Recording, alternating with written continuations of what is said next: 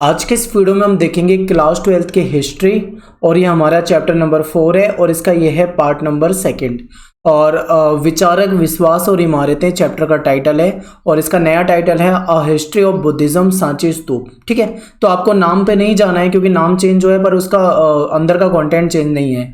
अगर आपने अभी तक हमारा टेलीग्राम का ग्रुप ज्वाइन नहीं किया है तो class 12th ESP new group नाम आप सर्च करें टेलीग्राम पे और विदाउट स्पेस आपको सर्च करना है, यानी class 12th ESP new group. आपको कहीं पे भी स्पेस नहीं डालना है, आप सर्च करेंगे आपको ग्रुप मिलेगा, आप उसे ज्वाइन जरूर कर लें। शुरू करते हैं अपने टॉपिक को। देखिए, सबसे पहला टॉपिक हमने इस वीडियो में लिया है जैन धर्म, इसके बाद हम पढ़ेंगे बौद्ध धर्म। आपको ये हेडिंग मिलेगी NCERT के अंदर, तो इसे भी आप देख लें और शुरू करते हैं अपने टॉपिक को। देखिए, सबसे पहले अगर हम जैन धर्म की बात करें तो बहुत सारे स्टूडेंट इस बात को लेकर कंफ्यूज रहते हैं। उन्हें ये लगता है कि जो महावीर जी हैं उन्होंने ही जैन धर्म की स्थापना की है, यानी कि ये जो 24वें तीर्थ करते हैं जैन धर्म के, इनको ये इसके संस्थापक मान लेते हैं। तो आप अगर ऐसा मानते हैं तो गलत है, क्योंकि जैन धर्म के ये अंतिम तीर्थकर हैं, इनसे पहले 23 तीर्थकर रह चुके हैं। ठीक है, तो इसके संस्थापक कौन माने जाते हैं? तो स्वामी ऋषभदेव जो है वो जैन धर्म के संस्थापक माने जाते हैं। इनको आदिनाथ के नाम से भी जाना जाता था, ये इसके पहले तीर्थकर थे। टोटल इसमें कितने तीर्थकर हुए हैं? 24 तीर्थकर हुए हैं और इसमें 23वें तीर्थकर थे पार्श्वनाथ। ठीक है, जो जैन धर्म के हम 5 व्रत पढ़ते हैं, आगे आगे आने वाले स्लाइड में हम पढ़ेंगे, तो इसमें से 4 व्रत जो थे वो पार्श्वनाथ द्वारा दिए गए थे। 5वां उसमें ब्रह्मचर्य जो था वो महावीर द्वारा जोड़ दिया गया था, तो टोटल 5 हो गए थे। तो आगे इसे भी हम पढ़ने वाले हैं। यहाँ पे देखिए, वीडियो शुरू करने से पहले बेसिक आपको जैन धर्म का बता दिया है, लेकिन आपको एक चीज है, एक क्वेश्चन आपको कमेंट में मुझे बताना है। आप कमेंट में मुझे बताएं कि जैन धर्म ज्यादा प्राचीन है या बौद्ध धर्म ज्यादा प्राचीन है, यानी कि दोनों धर्मों में से पहले कौन सा धर्म आया। आप मुझे इसका आंसर कमेंट में बताएंगे। ठीक है, पहला क्वेश्चन है आज की वीडियो से। और जब भी आप किसी क्वेश्चन का आंसर बताएं तो अपना नाम भी लिख दिया करें। आगे देखते हैं, शुरू करते हैं टॉपिक को। जैन धर्म के दर्शन की अवधारणाएं या फिर जैन धर्म की शिक्षाएं क्या हो सकती हैं, और यहां से आपके पेपर में क्वेश्चन आ जाता है। तो देखिए, जैन धर्म जो है इसमें जो माना जाता है थोड़ा सा अलग है। ये सबसे क्यों अलग है? देखिए, ये कहते हैं कि सारा संसार प्राणवान है, यानी कि इस संसार में जो भी है सब प्राणवान है। जैसे कि मान लो पत्थर, ये कहते हैं कि पत्थर में, चट्टान में, जल में, सभी में जीवन होता है। जबकि हम क्या मानते हैं कि पत्थर जो होता है वो निर्जीव है। हम चट्टान को क्या मानते हैं? हम कहते हैं निर्जीव है। लेकिन जो जैन धर्म है वो पत्थर, चट्टान और जल, इन सभी में जीवन मानता है।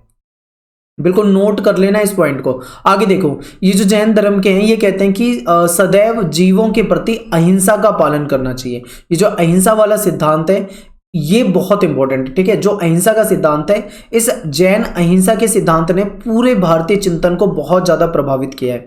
तो ये अहिंसा वाला पॉइंट आपको बिल्कुल अच्छे से याद रखना है।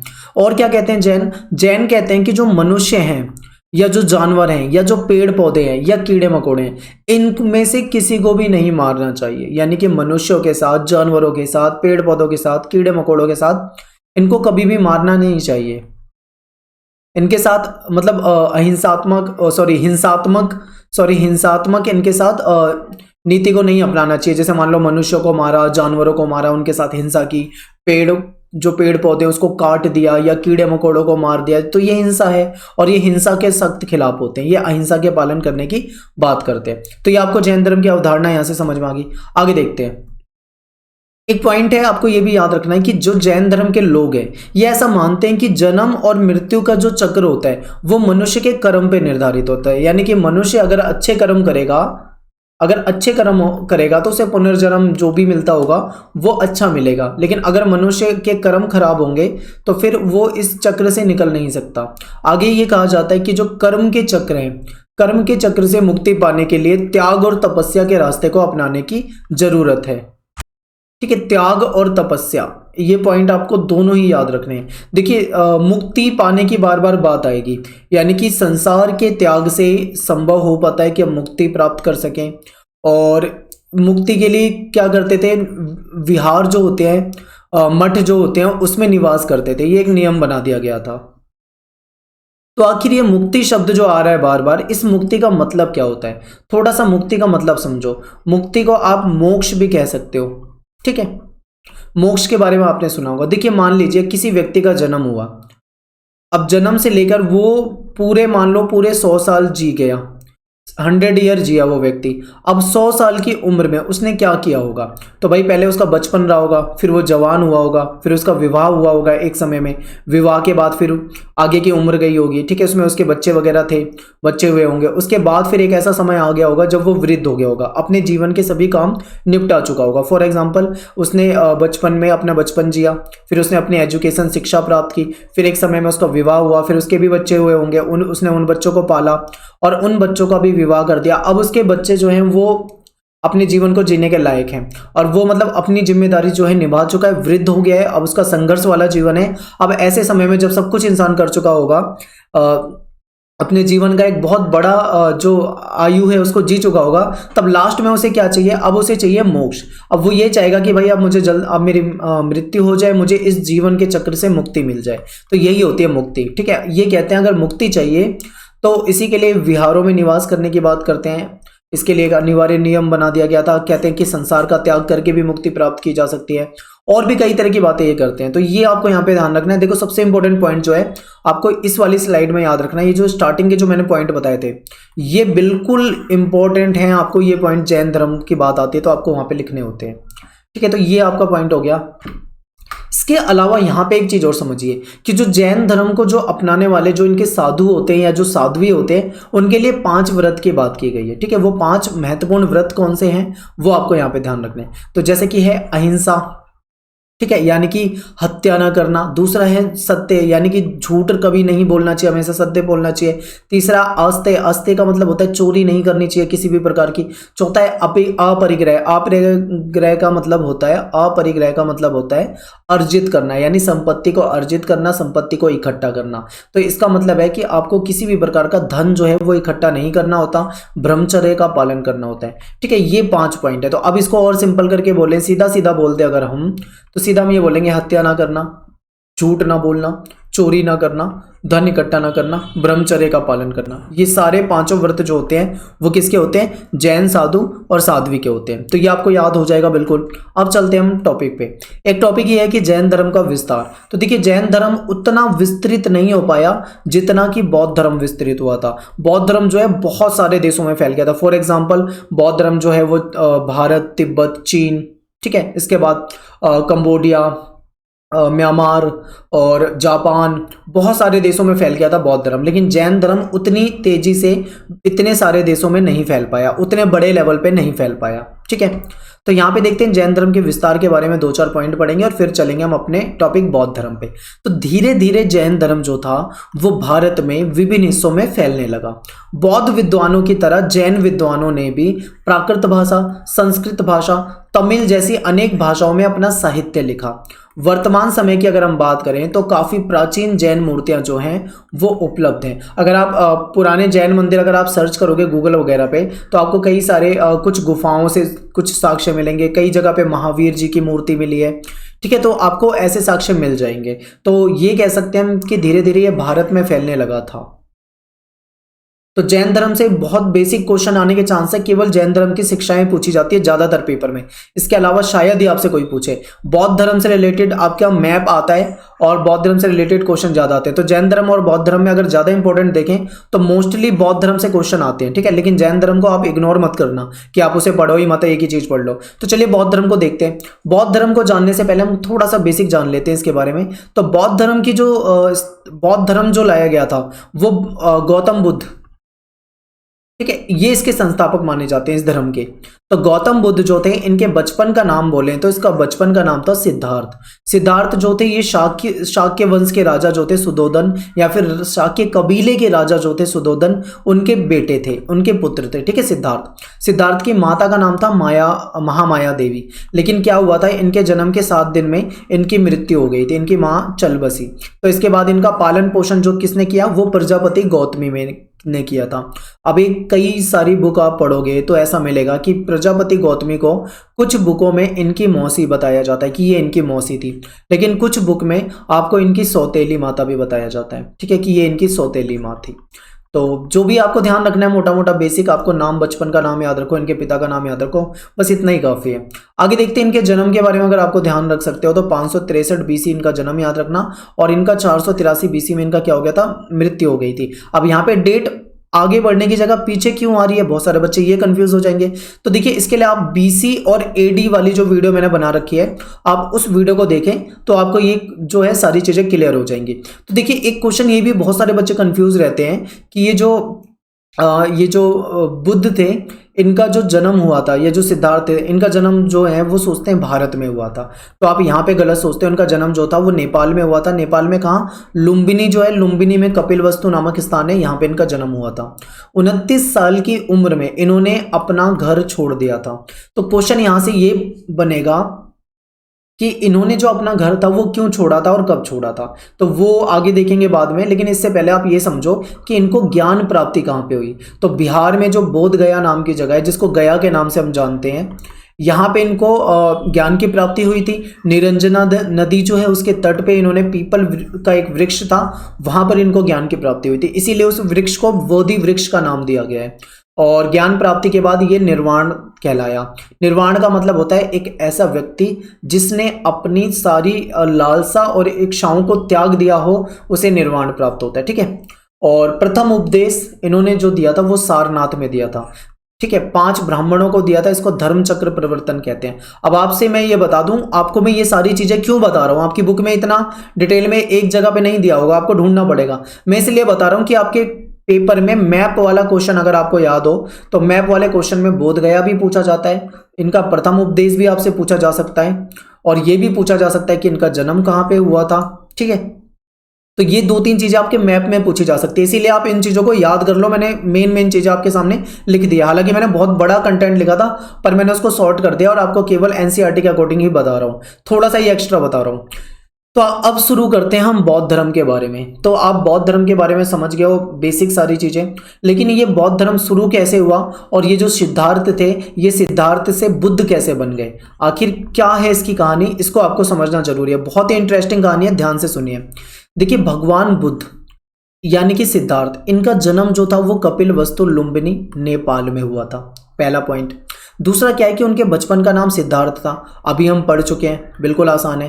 तीसरा क्या था, इनके जो पिता थे वो शाक्य कबीले के सरदार थे, ठीक है, जिनका नाम सुदोधन था, ये भी हम पढ़ चुके हैं। सिद्धार्थ जो थे उनको जीवन के कटु यथार्थ से दूर महल की 4 दीवारी में सभी सुख सुविधाएं प्रदान की गई। आखिर ऐसा क्यों हुआ? देखिए इनको सारी सुख सुविधाएं प्रदान थी, लेकिन इनको सारी सुख सुविधाएं कहाँ मिलती थी? महल की 4 दीवारी के अंदर। एक तरह से अब इनको महल के अंदर ही रहना होता था। तो यहाँ पे एक क्वेश्चन बन जाएगा कि आखिर ऐसा क्यों था।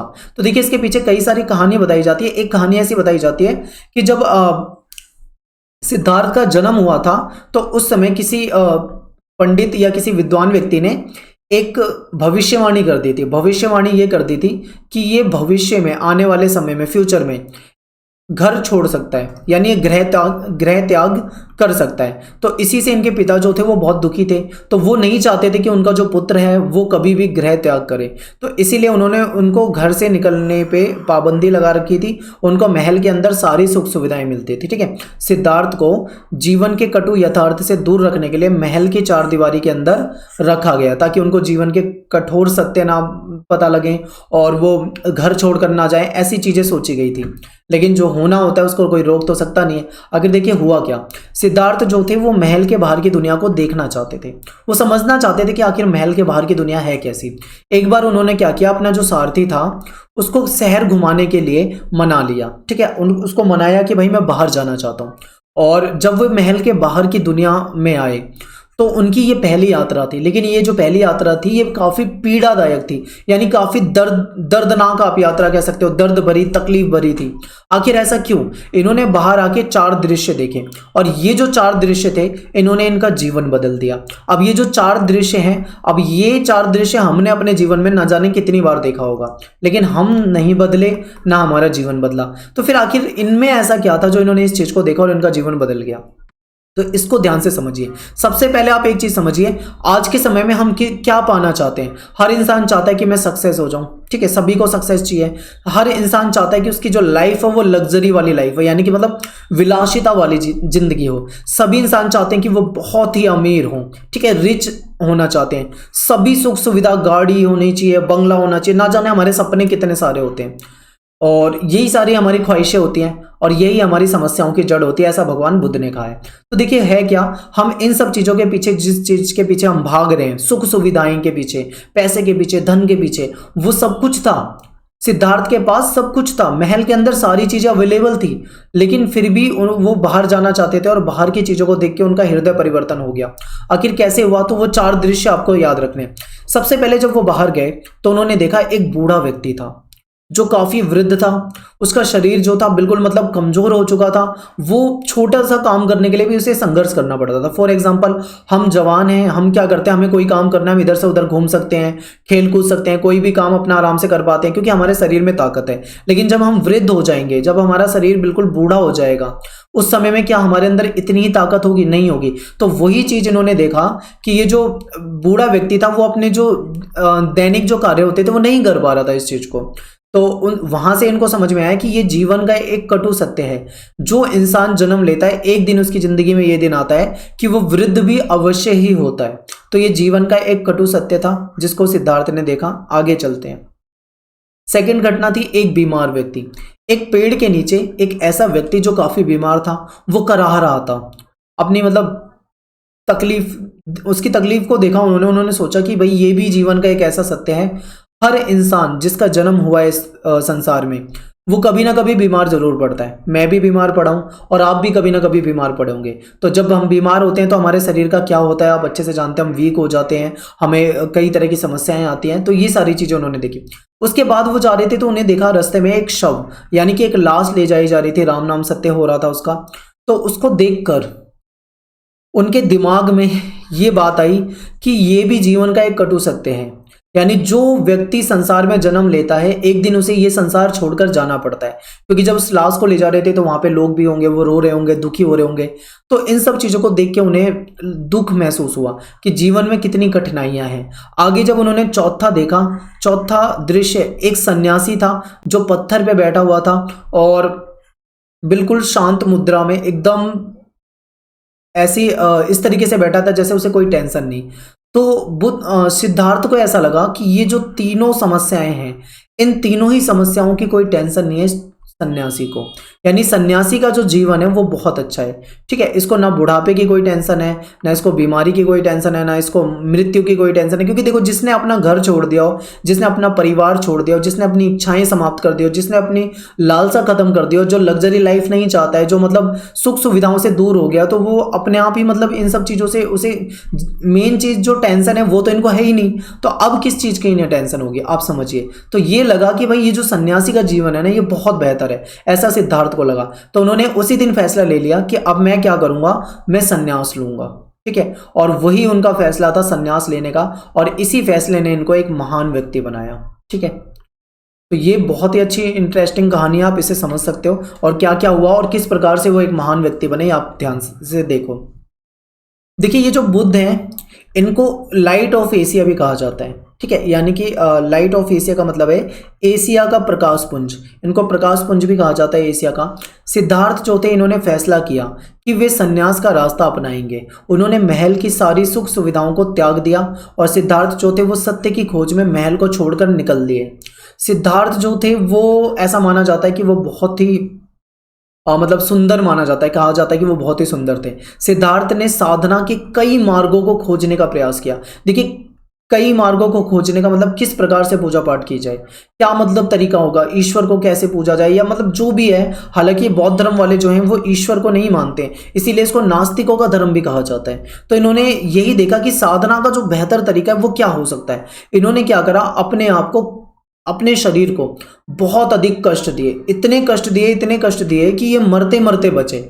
और ऐसी ही हालत हो गई थी कि ये बिल्कुल मरते मरते बचे थे। ठीक है, तो इस प्रकार उन्हें ज्ञान की प्राप्ति हुई, और जब ज्ञान की प्राप्ति हुई तो बुद्ध के नाम से इनको जाना जाने लगा। यानी ये सिद्धार्थ जो होते थे, अब ये बुद्ध बन गए। ठीक है, इनको भगवान बुद्ध के नाम से भी जाना जाता है।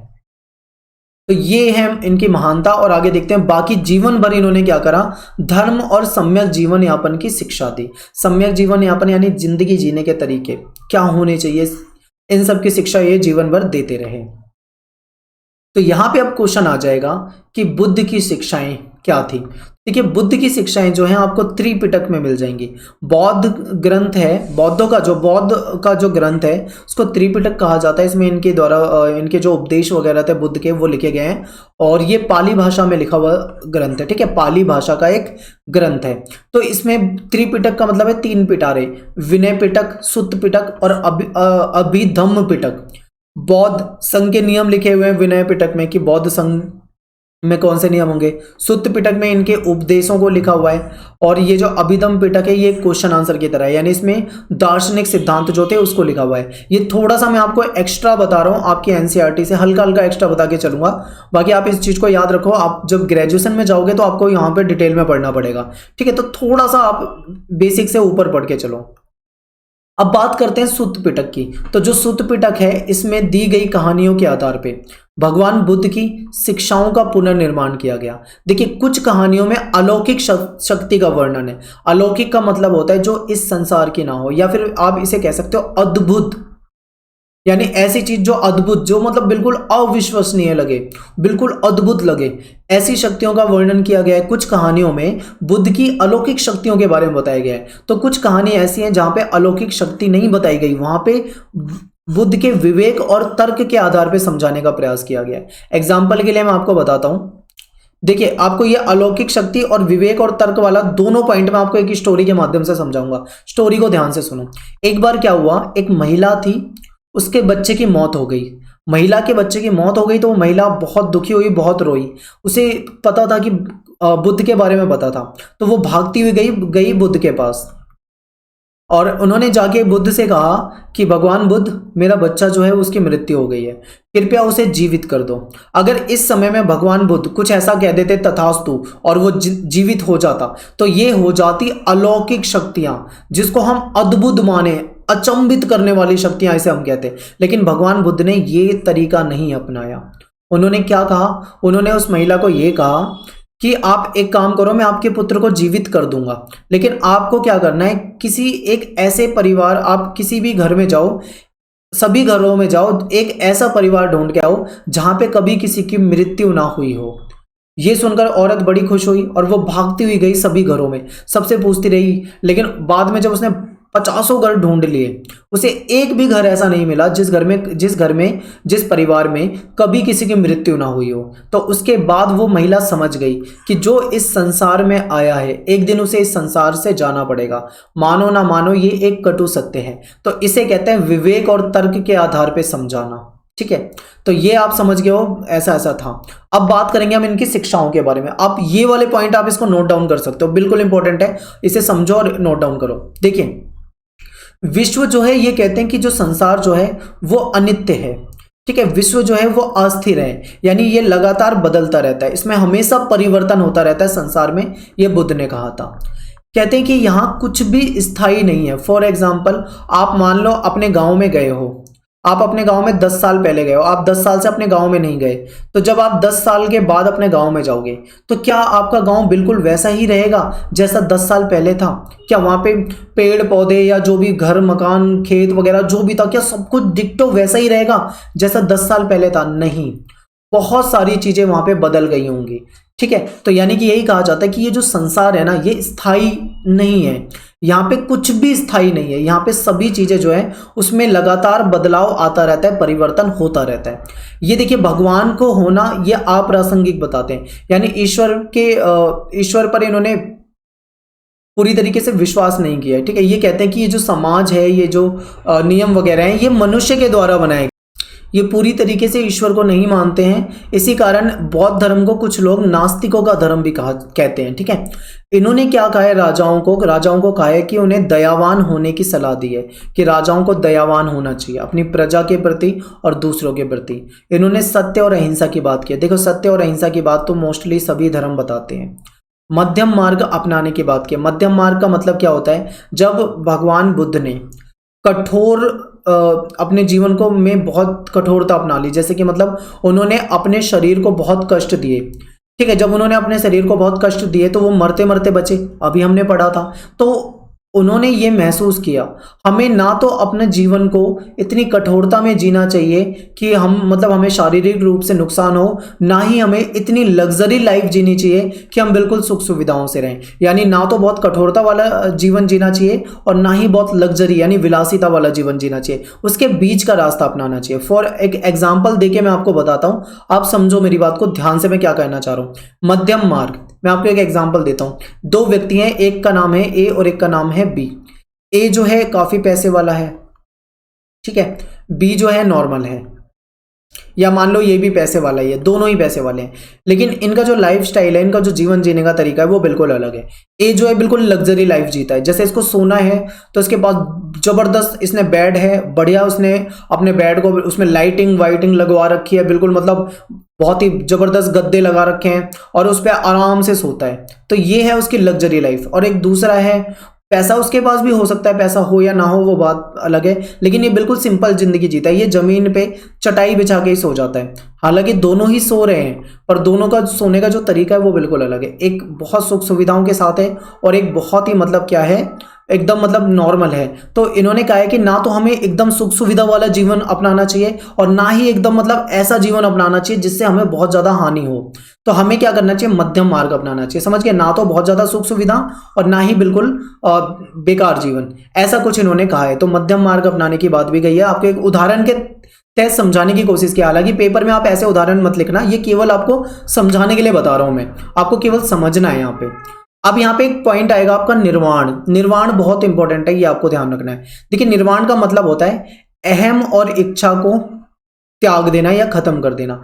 देखिए कहा जाता है बौद्ध धर्म के अनुसार कि हमें जो दुख है, उन दुखों का कारण ही हमारी इच्छाएं हैं। हमारी इच्छाएं बहुत ज्यादा हैं कि कम होने का नाम नहीं लेती। मान लो आप 10,000 रुपए महीने के कमाते हो, तो आपको ये लगता होगा कि जो व्यक्ति 1,00,000 रुपए महीने के कमाता है वो बहुत खुश होगा, उसकी जिंदगी बहुत सुखों में बीत रही होगी।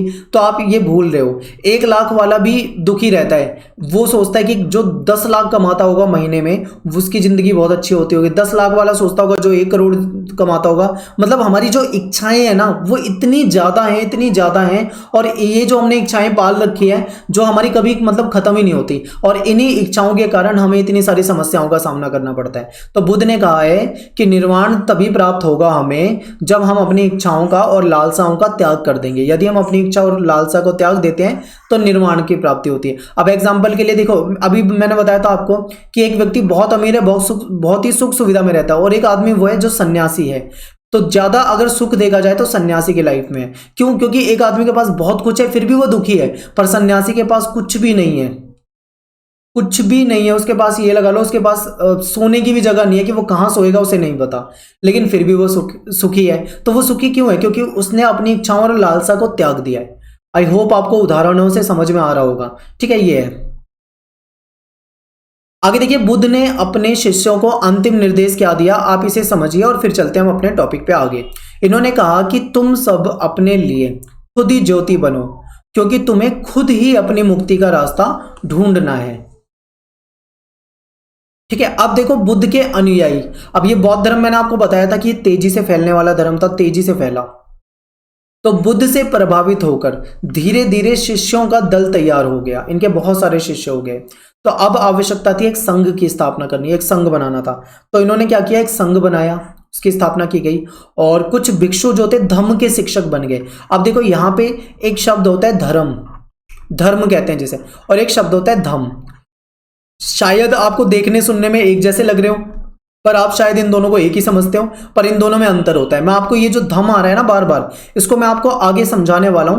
प्लीज आप यहां पे थोड़ा सा ध्यान दो कि जब इनके शिष्यों की संख्या बढ़ी तो इन्होंने संघ बनाए, और कुछ जो इनके भिक्षु थे, भिक्षु जो इनके पास रहने आए थे, संघ में शामिल हुए थे भिक्षु, वो धम्म के शिक्षक बन गए, यानी धम्म की शिक्षा देने लगे। और ये जो इसमें भिक्षु बन जाते थे वो अपनी जिंदगी जो थी वो बिल्कुल सिंपल बिताते थे, एकदम सादा जीवन बिताते थे। ठीक है, सादा जीवन। और ये अपने पास केवल उतनी ही वस्तु रखते थे जितना जीवन जीने के लिए काफी हो। जैसे कि मान लो इनको भिक्षा मांगनी पड़ती थी, इसीलिए भिक्षु कहलाते थे, क्योंकि ये दान पे निर्भर होते थे। तो भिक्षा मांगने के लिए क्या करते थे, एक कटोरी की जरूरत होती थी, तो ये अपने पास एक कटोरा रखते थे। ठीक है, तो आप समझ सकते हो कि जितनी हमें जरूरत है उतना ही हमें अपने पास रखना है। तो ये इनके भिक्षुओं के लिए कुछ नियम थे, यहाँ पे आपको समझ में आ गया होगा। अब देखिए, प्रारंभ में क्या होता था कि जो पुरुष लोग होते थे केवल पुरुषों को ही संघ में शामिल किया जाता था। बाद में महिलाओं को भी इसमें अनुमति मिली, लेकिन ये महिलाओं को अनुमति कैसे मिली? जो इनके प्रिय शिष्य थे आनंद, ऐसा कहा जाता है इनके प्रिय शिष्य आनंद और इनकी उपमाता जो थी प्रजापति गौतमी, इन दोनों ने भगवान बुद्ध को समझाया। तब उन्होंने इनकी बातें मानकर महिलाओं को संघ में आने की अनुमति प्रदान की। ठीक है, तो बुद्ध की जो उपमाता थी प्रजापति गौतमी, जिन्होंने इनको पाला था, क्योंकि इनकी माता जो थी उनकी तो मृत्यु हो गई थी 7 दिन में, तो इनको पाला जो था इन्हीं ने, प्रजापति गौतमी ने ही पाला था। यही इनकी पहली भिक्षुणी बनी, यानी पहली महिला जो संघ में शामिल हुई वो बनी। इनके जो पुरुष और महिला के संघ जो होते थे वो अलग अलग होते थे। ठीक है, अलग अलग संघ होते थे। अब देखिए, कई स्त्रियां जो संघ में शामिल हुई, यानी इनके समूह में शामिल हुई, वे धम्म की उपदेशिका बन गई। धम्म की उपदेशिका मतलब उपदेश देना, धम्म की शिक्षा देना। अब यहाँ पे फिर से वही धम्म शब्द आ गया। अभी मैं आपको धम्म समझाऊंगा, ठीक है, विस्तार से। तो बाद में ये महिलाएं थेरी बन गई। थेरी का मतलब क्या होता है? देखिए यहाँ पे थेरी का मतलब आपका दिया हुआ है ऐसी महिला जिसे निर्वाण प्राप्त हो गया। निर्वाण प्राप्त का मतलब है ऐसी महिला जिसने इच्छाओं का त्याग, इच्छाएं जो है उसको त्याग दिया हो। ठीक है, लालसाओं को त्याग दिया। अब यहाँ पे आते हैं हम धम्म पे, धम्म को समझेंगे। सॉरी, एक टॉपिक और रह रहा है, इसको भी कर लेते हैं, फिर धम्म पे चलते हैं। तो बुद्ध के जो अनुयायी थे, वो विभिन्न सामाजिक वर्गों से आते थे। इसमें यह नहीं है कि केवल एक ही वर्ग से थे, इनमें अलग अलग वर्ग, राजा भी इनमें शामिल थे, जो बहुत अमीर आदमी थे वो भी शामिल हुए, बहुत गरीब लोग थे वो भी शामिल हुए, सामान्य जनता भी शामिल हुए, कर्मकार जो कर्मचारी वगैरह थे वो भी शामिल हुए, दास भी शामिल हुए, शिल्पकार भी शामिल हुए, यानी सभी वर्गों से लोग आकर बौद्ध धर्म में शामिल होने लगे। ठीक है, तो यहाँ पे आपको क्या ध्यान रखना है कि जब ये संघ में किसी को शामिल करते थे तो किसी के साथ कोई भेदभाव नहीं करते थे। कोई किसी भी जाति का हो, कोई किसी भी धर्म का हो, कोई किसी भी वर्ण का हो, कोई अमीर हो चाहे कोई गरीब हो, चाहे कोई किसी भी रंग रूप का हो, सभी को संघ में शामिल होने की अनुमति थी। ठीक है, कोई भी शामिल हो सकता था। तो जो एक बार संघ में शामिल हो जाता था उसके बाद सभी को समान माना जाता था। भिक्षु हो या भिक्षुणी, कोई भी भिक्षु भिक्षुणी बन जाने के बाद अपनी पुरानी पहचान सभी को त्याग देनी पड़ती थी। यानी कोई राजा अगर संघ में शामिल हो गया तो अब वो राजा नहीं है, अब वो, ठीक है, समझ गए ना, वो राजा नहीं है। कोई गरीब शामिल हो गया तो अब वो गरीब नहीं है। कोई शिल्पकार शामिल हो गया तो अब वो शिल्पकार नहीं है। यानी सभी को अपनी पुरानी पहचान छोड़नी पड़ती थी, खत्म करनी पड़ती थी। बुद्ध जब जीवित थे उस काल में बौद्ध धर्म जो था वो तेजी से फैला, लेकिन बुद्ध की मृत्यु के बाद भी ये धर्म जो था तेजी से फैलने लगा। दुनिया के बहुत सारे देशों में बौद्ध धर्म फैल गया। जो लोग उस समय की जो प्रथाएं थी, जैसे मान लो ब्राह्मणवाद में अगर हम बात करें तो वहाँ पे जाति प्रथा वाली समस्या थी, वर्ण वाली समस्या थी, तो कुछ लोगों के साथ बेकार बर्ताव किया जाता था। ठीक है, तो लोग जो थे वो इस चीज से दुखी थे, इसीलिए वो क्या हुए, जो प्रथाएं थी उससे नाराज थे और वो बौद्ध धर्म में धीरे धीरे आने लगे। और क्योंकि बौद्ध धर्म में एक खास बात ये थी कि ये जाति वाला भेदभाव नहीं करता था। ठीक है, यहाँ पे कोई वर्ण की बात नहीं थी, यहाँ पे कोई जाति की बात नहीं थी, यहाँ पे सभी को समान माना जाता था। और यहाँ पे किसी के जन्म पे, मतलब जन्म के आधार पे उसको श्रेष्ठ नहीं माना जाता था। जैसे कि हिंदू धर्म में अगर हम बात करें तो सबके लिए 4 वर्ण बता रखे थे। ब्राह्मण जो है वो श्रेष्ठ रहेगा, जो शूद्र जो है उसे निम्न माना जाएगा। ठीक है, शूद्र के घर में जो जन्म लेगा वो शूद्र ही रहेगा, ब्राह्मण के घर में जो जन्म लेगा वो ब्राह्मण ही माना जाएगा। तो ये जो जन्म पे आधारित जो व्यवस्था थी इसको इन्होंने सही नहीं माना। इन्होंने कहा कि मनुष्य को उसके कर्म पे और उसके अच्छे आचरण के कारण जाना जाना चाहिए, ना कि उसके इस पे कि वो किस जाति में, किस घर में जन्म ले रहे हैं। इसी कारण महिला और पुरुष जो थे वो इस धर्म की तरफ आकर्षित होने लगे थे। ठीक है, तो ये हो गया हमारे सारे टॉपिक। अब एक टॉपिक रह गया था धम्म। 2-3 बार ये शब्द आया धम्म। आखिर धम्म का मतलब क्या होता है? तो देखिए, बहुत सारे बच्चे कंफ्यूज होते हैं धर्म से। वो धर्म को और धम्म को, सॉरी, धर्म को और धम्म को एक ही चीज समझ जाते हैं। तो देखिए, जहाँ पे धर्म एक संस्कृत भाषा का शब्द है, वहीं पे अगर हम धम्म की बात करें तो ये एक पाली भाषा का शब्द है। तो यहाँ पे ये तो इस भाषाओं का अंतर हो गया। धर्म जो है वो किसी विशेष ईश्वर या पूजा पाठ या आचरण या मान्यताओं की बात करता है, लेकिन धम्म किसी भी प्रकार की ऐसी बात नहीं करता। धम्म क्या होता है आखिर? देखिए, धम्म एक बहुत ही टेक्निकल शब्द है जिसको समझने के लिए आपको बहुत मेहनत से समझना पड़ेगा। तो धम्म जो है, धम्म क्या है? ये एक नियम, कायदे, कानून है, या फिर भगवान बुद्ध के द्वारा बताए गए कुछ नियम थे, उसको धम्म के तहत रखा जाता था। धम्म जो है, धम्म का मतलब है जीवन जीने का तरीका। ठीक है, आप कह सकते हो जीवन जीने का तरीका, ये धम्म है। या फिर आप इसको कह सकते हो सदाचारिता। या आप कह सकते हो कि दूसरों के साथ कैसा व्यवहार किया जाए, व्यवहार पालन का उपदेश। तो ये सारी चीजें जो है ये धम्म की विशेषताएं। ठीक है, तो धम्म के तहत क्या होता था, धम्म के तहत लोगों को कैसा जीवन जीना चाहिए, इस तरह की बातें बताई जाती थी, इस तरह के उपदेश दिए जाते थे। तो जो धम्म के शिक्षक होते थे वो जगह जगह पर घूम के बौद्ध धर्म का प्रचार तो करते थे, लेकिन वो धम्म कुछ नियम कायदे कानून बताते थे। फॉर एग्जाम्पल देखो, जो आपने अशोक का धम्म पढ़ा होगा, आपने अशोक का धर्म पढ़ा होगा, भगवान बुद्ध के लगभग 100 150 200 साल के बाद अगर आप अशोक के टाइम पे आओगे तो अशोक ने भी क्या करा था, धम्म का प्रचार करवाया था। तो धम्म, अशोक के धम्म में क्या था, इसी से आप समझ जाओगे कि धम्म का मतलब क्या होता है।